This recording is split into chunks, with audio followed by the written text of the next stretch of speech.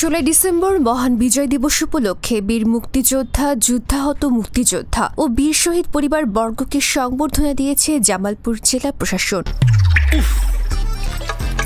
কুয়াশায় সালসুইয়ে পানি আর কত হয়রানি আছে সমাধান। বসত ঘরে লাগাও আনোয়ার শীট, সারা ঘর থাকে শুকনা, সর্দি কাশিও থাকে দূরে। আনোয়ার শীট। দুপুর 12টার সময় বীর মুক্তিযোদ্ধা গীতিকার নজরুল ইসলাম বাবু মিলনায়তনে জেলা প্রশাসক হাসিনা বেগমের সভাপতিত্বে সংবর্ধনা অনুষ্ঠানে বক্তব্য রাখেন সাবেক স্বাস্থ্য উপমন্ত্রী, জেলা বিএনপির সাবেক আহ্বায়ক বীর মুক্তিযোদ্ধা সিরাজুল হক, সাবেক জেলা কমান্ডার মুখলেসুর রহমান হিরু, জেলা police super Syed Rafiqul Islam, PPM Sobhan মুক্তিযোদ্ধা বৃন্দ। এ সময় বক্তারা মুক্তিযোদ্ধাদের বিভিন্ন স্মৃতিচারণ তুলে ধরে বক্তব্য রাখেন। খানা খাওয়ার টাইমে পাক বাহিনী আক্রমণ করল।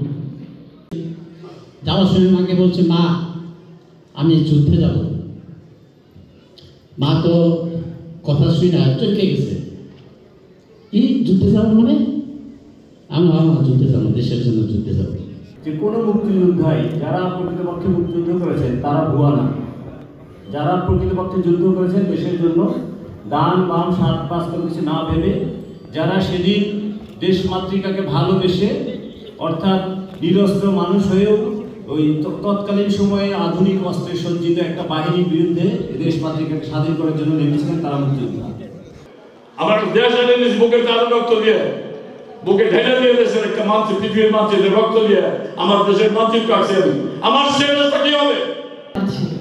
প্রথমেই আমি বিনম্র চিত্তে স্মরণ করছি 52-এর ভাষা আন্দোলন, 69-এর গণ অভ্যুত্থান, 71-এর মহান মুক্তিযুদ্ধে আত্মহত্যা দেওয়া সেই সকল বীর মুক্তিযোদ্ধাগণকে একই সাথে কৃতজ্ঞতা জ্ঞাপন করছি বৈষম্য বিরোধী ছাত্র জনতার জুলাই বিপ্লব এবং গণ অভ্যুত্থানে শহীদ, আহত এবং ক্ষতিগ্রস্ত সকল ছাত্র জনতাকে।